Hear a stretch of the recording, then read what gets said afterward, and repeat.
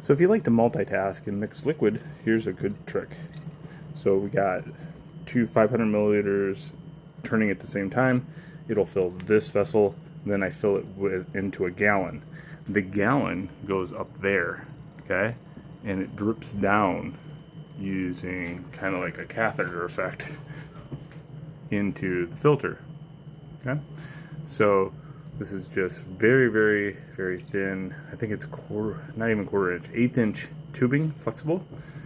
You can, however you want to do it, but you have to use a clothespin to clamp the liquid or hemostats, okay? What you do, you run it into a gallon and you make sure this is a good seal right here. And you can see it will deflate the gallon even. It has so much pressure coming out of this thing that it will just collapse it and then drip it into this so you can go do other things. So depending on how much you want to multitask, you could just clip it right onto no matter where on the clip to get the different drip effects into your coffee filters. I put 2 coffee filters in at the same time.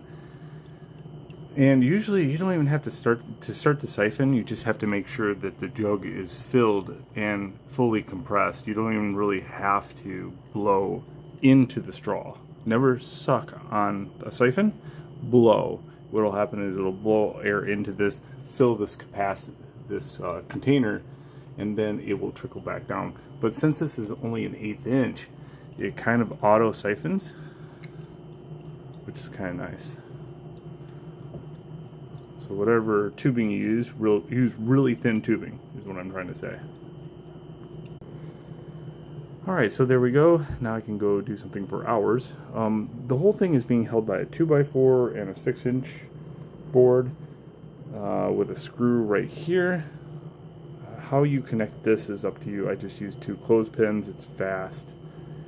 You have to have it hanging quite far up in the air for the auto siphon to work. And that's a great way to pre-filter it. Use number 4 coffee filters. And there's a smaller filter in here. There's a larger filter. And that way you can mix solution while this pre-filters ahead of time. This is prior to adding acid. If you want to know more about like mixing all this, I do teach classes online too.